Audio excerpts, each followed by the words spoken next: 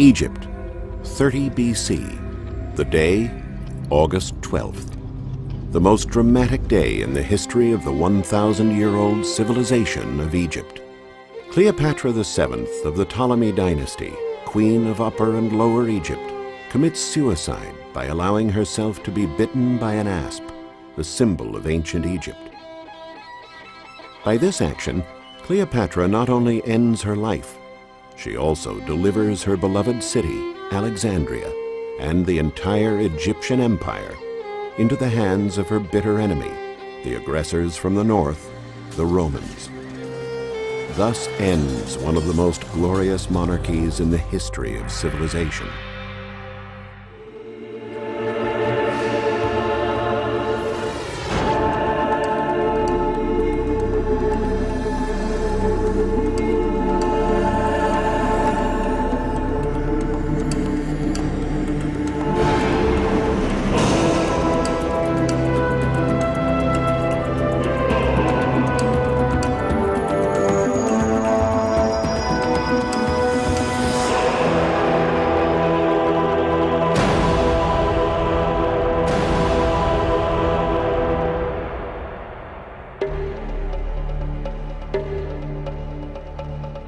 The city of Alexandria is situated in the northern part of Egypt, where the Nile widens like a web at its famous delta and flows into the Mediterranean Sea after winding thousands of miles through the desert.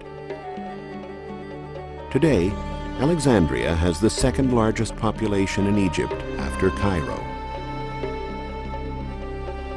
From the time it was founded in 332 BC by Alexander the Great, it remained the capital of Egypt until the death of Cleopatra, when the kingdom became part of the Roman Empire and one of the richest provinces in North Africa.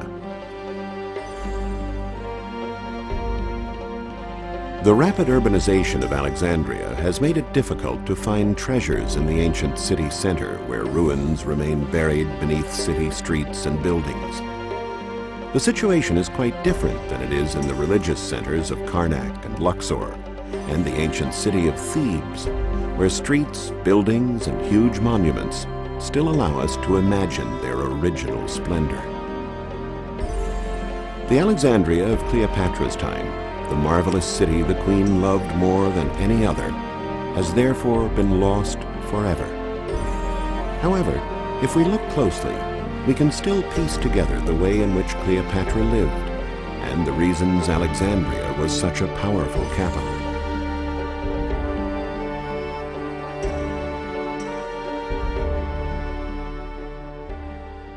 Cleopatra was the last descendant of the great pharaohs, and a highly educated woman.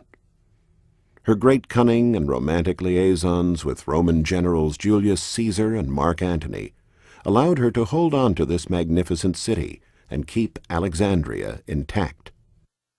For more than 2,000 years, Alexandria was the largest city of Egypt. Its great port and the way it was laid out by Alexander the Great allowed it to grow quickly. When Cleopatra took over in 51 BC, it was the commercial and political hub of the Egyptian Empire. We can imagine Cleopatra looking out lovingly over her city, perhaps from a perch in the magnificent lighthouse on the island of Pharos. The stones from the fallen lighthouse now lie crumbled in the sea. But when it was built in 280 BC, the lighthouse of Pharos at Alexandria was one of the 7 wonders of the world.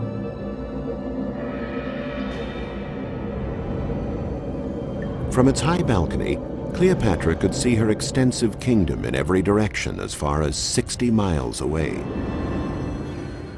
Of the famous 7 wonders, that is, the Hanging Gardens of Babylon, the Temple of Zeus at Olympia,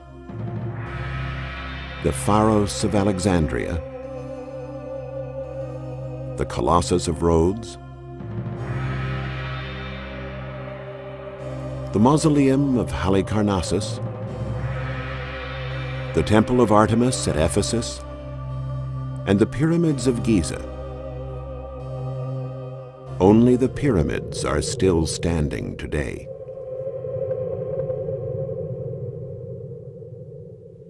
The few remains that were left of the Pharos of Alexandria were incorporated into a fortress at the port. The lighthouse was built by the architect Sostratos of Cnidus near the middle of the 3rd century BC, and during the reign of Ptolemy II, Philadelphos, one of Cleopatra's ancestors. Numerous earthquakes had damaged the lighthouse until in 1480, Sultan Qaitbay Bai had the fortress built using many of the remains of the lighthouse. Some granite columns are still visible on the main door and on the boundary walls that plunge into the sea. The lighthouse, along with the other 5 lost wonders of the ancient world, is shrouded in mystery. What did it really look like? How big was it? Considering that Egypt had so little wood, what material did they use to keep the great beacon burning? There are some drawings and descriptions from travelers who visited the lighthouse before it was destroyed, but they tend to be confusing.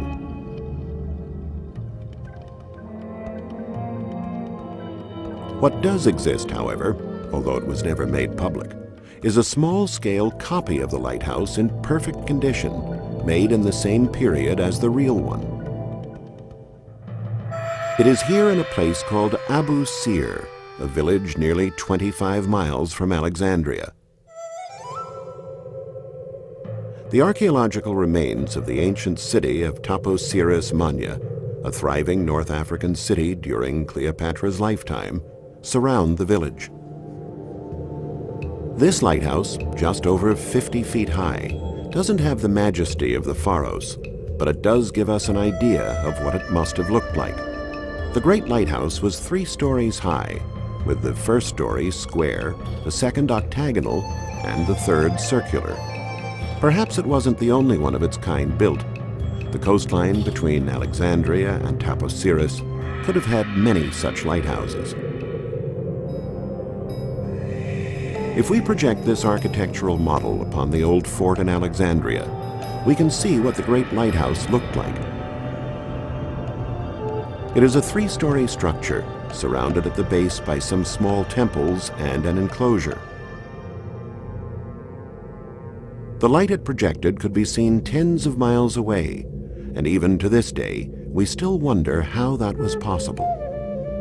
They must have used reflecting mirrors, but the fuel must have been wood, hard to find in the area, or straw mixed with animal dung, a compound that emitted great heat but little light. Archaeologists have recently guessed that the enclosure was for storing flammable material, perhaps petroleum that was already being used in those days. For Cleopatra, who might have wanted to look for a sailing ship on the horizon bringing messages from Rome, the building was perfect.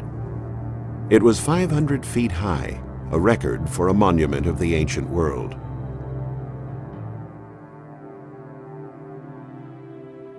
The history of Egypt's last years is closely related to the life of its great queen.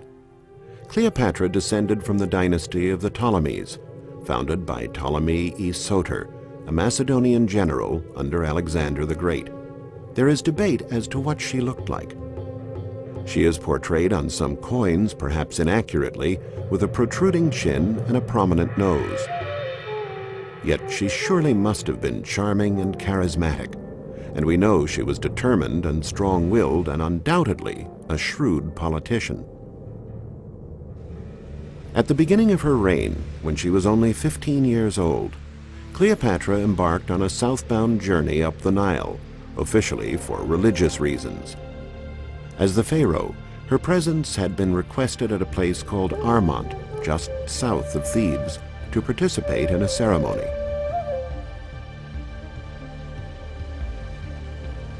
It may have been on this trip that Cleopatra for the first time saw the Great Pyramids of Giza near Cairo. She was probably as stunned as we are today to see these massive and beautiful monuments. Structures built over 2,000 years before Cleopatra was born. The pharaohs before her had constructed the pyramids as tombs for themselves and their immediate families, and as temples of worship. Cleopatra often took trips within her kingdom. Apart from her normal duties as sovereign, she wanted to make sure that her dynasty was continuing the legacy started by the pharaohs who preceded her. She must have sailed up the Nile to the city of Dendera, on the river's left bank, because the greatest development of both the city and temple of Dendera date from Cleopatra's time, the last period of the Ptolemaic dynasty. They are examples of the notable architecture accomplished during Cleopatra's reign. Burned by the sun and wind and swallowed up by the desert sand, almost nothing remains of the ancient city of Dendera today, except for one imposing structure that's still standing, the enclosed sanctuary with a temple dedicated to the goddess Hathor. Hathor, wife of Horus and mother of Ihi, god of music, was the ancient Egyptian goddess of love and was generally depicted with human features. Horus was the son of Isis, the mother god of Egypt, and of Osiris, god of the underworld and judge of the dead. The personal implications connected to worshipping these powerful gods was surely the main reason why Cleopatra was interested in the sanctuary. These implications are still legible in stone and are one of the most interesting enigmas of ancient Egyptian history. In ancient times, Dendera was called Tantere, but under the Ptolemaic dynasty it was known as Tantyris, its Greek name. Cleopatra would have been familiar with both names, since, according to ancient sources, she spoke 7 languages. To this day, the sanctuary appears like a real city surrounded by mighty walls, 330 yards long on both sides. The main gate, obviously added later, dates from the time of Roman emperors Domitian and Trajan, who were ruling the land 200 years after Cleopatra's death. Through the gateway, we can see the front of the gigantic temple of Hathor. As she walked through the front portal and looked up toward the sky to the molding above, Cleopatra would have seen the benevolent rays of the sun, represented as giant wings.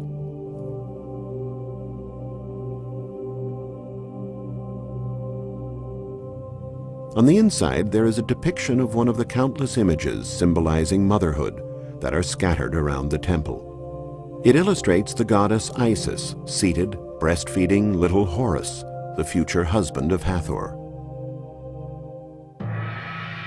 Along the temple's side wall, we can see Hathor breastfeeding Ihi in the presence of a pharaoh paying them homage.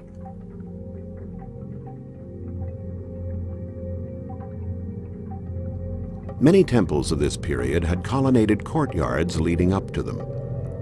The Temple of Dendera, instead, went without a colonnade to make the front of the building more imposing. The 6 gigantic columns of the building itself are connected at the bottom by a wall and crushed by a hefty cornice to form the entrance to the vestibule. Entering the temple was considered an initiation and spiritual voyage. Cleopatra, the only non-priest who would be allowed inside, would find herself walking through a series of rooms where the natural light would grow dimmer and dimmer until she reached the most sacred place in the sanctuary, the cella, where the statue of the god was placed. Then the light would take on an almost mystical brightness, a reflection of the god's metaphysical presence.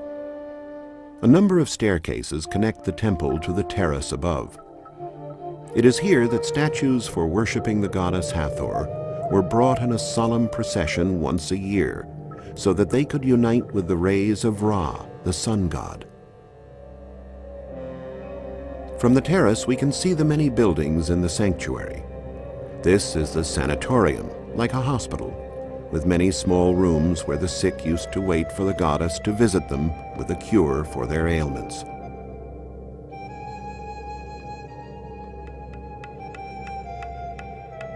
This well-preserved building is one that dates from the period when Egypt was already a Roman province. It is the Mamisi of Trajan. The Mamisi is a very common building in Egypt, a sacred place where rites were performed connected to the birth of the son of the sacred couple who were worshipped in the main temple.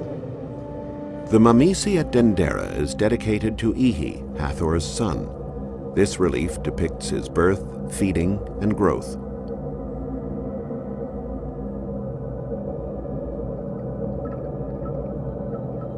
Standing out from those who are worshipping the sacred child is this figure, dressed like a pharaoh, whom we meet in the main temple. But he's not Egyptian. The hieroglyphic text identifies him as Nero, the Roman emperor. These figures on the boat of life are Emperors Augustus, Tiberius, Caligula, Claudius, and Nero. On the south side of the temple, shaped like lions' heads, are gargoyles, which, besides being decorative, carried rainwater to the outside of the building. The figures sculpted in the wall below them convey an entire scenario, this time instigated by Cleopatra. This gigantic bas-relief depicts Cleopatra introducing her son Caesarion, whom she had had with Julius Caesar, to the goddess Isis, who is preceded by her son Horus, represented as a child. What was Cleopatra trying to communicate with this original relief? According to a recent study, the similarity of Cleopatra's and Caesarion's position with the position of the two gods is thought to be a mirror image of Isis and Horus. But that's not all. Osiris, Isis' husband, who was killed by his enemies, is not portrayed in the bas-relief, and neither is Caesar, who was slain by Brutus and the senators. By this clear similarity with the powerful goddess, the great queen wished to be considered as the new Isis. And as a goddess, she reminded the Romans that she was the only legitimate sovereign of Egypt. Another great sanctuary of the Ptolemaic period that Cleopatra must have visited on one of her trips to the south is the one dedicated to Isis on Philae.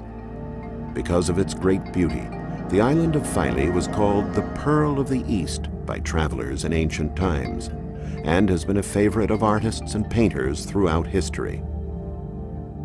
The unusually beautiful monumental complex almost disappeared when it was being swallowed up by Lake Nasser. In 1968, UNESCO and the Egyptian Ministry of Culture called for the international community to help. An Italian company, led by architect Giovanni Iopolo, was called upon to meticulously rescue this architectural beauty.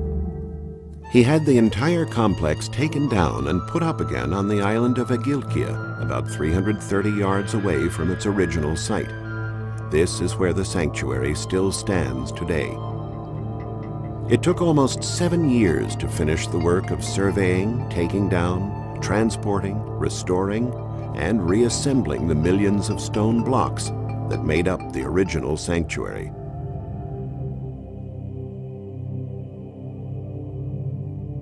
The temple, which was erected in its present form by the Ptolemies in the first half of the 3rd century BC, is dedicated to Isis as the creator of life.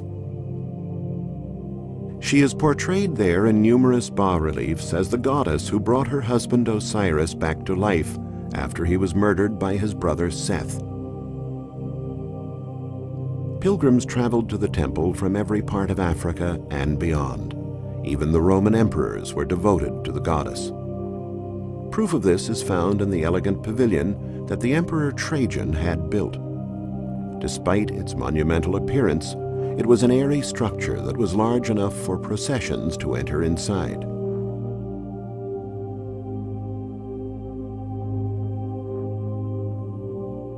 The sanctuary at Philae was the last center of the ancient Egyptian religion. In the Christian era, when various churches were erected beside the temple using the pagan monuments of the sanctuary, the temple continued to be considered the house of the goddess Isis, the great mother of Egypt. The goddess did not seem extraneous to Christians. The depiction of Isis breastfeeding Horus is the forerunner of the Madonna and Child. Also, the salutation to the god Amun, who was worshipped to a lesser extent on Philae, became the famous Amen, the Hebrew and Christian salutation. The splendid sanctuary at Dendera and the incredibly beautiful and spiritual one on Philae were places that were always dear to Cleopatra's heart until the end. According to Egyptian religious belief, by dying bitten by a snake, a creature sacred to Isis, she secured eternal life.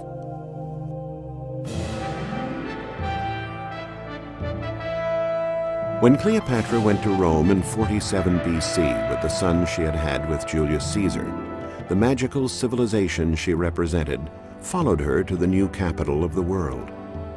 Rome was mesmerized by the tantalizing queen and her culture and began building Egyptian-type monuments in Rome itself. It was built by Gaius Cestius, who died in 12 BC. The pyramid is completely covered in white Carrara marble and was built in record time, a little less than 300 days. Cleopatra would have loved the irony of her conquerors copying her country's treasures. The obelisks were the first great masterpieces of Egyptian civilization brought to Rome. Though some Greeks and Romans mocked them, the Greeks called them obeliskoi or skewers, while the Romans called them Cleopatra's needles. The obelisks were placed in front of temples as monuments connected to worshipping the sun, and were generally covered in hieroglyphics. One of the many mysteries that shrouded Egyptian civilization was how these gigantic columns were built and carried to Rome, considering that they are monoliths, meaning that they are cut out of a single stone block. These are some of the largest Egyptian obelisks in Rome, the city that boasts the largest number of them. This obelisk is situated in the Piazza San Giovanni in Laterano. Originally from Thebes, it is made of red granite and is the tallest obelisk in Rome. Emperor Constantius had it moved to Rome in 357 AD. The obelisk in the Piazza del Popolo was erected by the great pharaoh Ramses II. Originally it was at Heliopolis, but Emperor Augustus had it moved to Rome in 10 BC to commemorate the 20th anniversary of Cleopatra's defeat. Over the years, Rome's collection of statuary, bas-relief, and precious objects from Egypt grew. The Capitoline museums house many statues of Egyptian gods and sphinxes, like this one in red Aswan granite that dates from the time of Cleopatra. It was found in 1856 in the Via Sant'Ignazio in Rome, a street in the city center where much evidence of Egyptian sculptures has been found. But that's not all. A number of excavations have confirmed the presence of an Egyptian temple in the heart of Rome, a possibility that seemed unbelievable before. Here in the zone of the ancient Campus Martius, a great temple existed that was dedicated to Isis and Serapis, an Egyptian god invented by one of Cleopatra's ancestors. The monument has been completely lost, but it looked much like the other famous Egyptian temples, those on Philae and at Dendera. The Romans were not the only ones who came here. The Egyptians did too. Their community, the largest group of foreigners living in Rome, is located in the present-day quarter of Trastevere. Cleopatra probably never imagined she would have such influence on the Romans.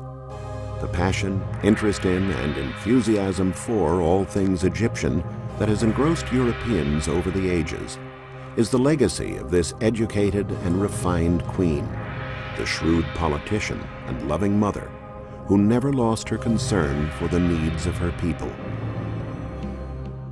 After the dark shadow cast on her personality by the Roman victors, Cleopatra's image has now taken on a brighter light. Though there is still some debate among scholars as to what she really looked like. According to some writers, she was beautiful. To others, she was not.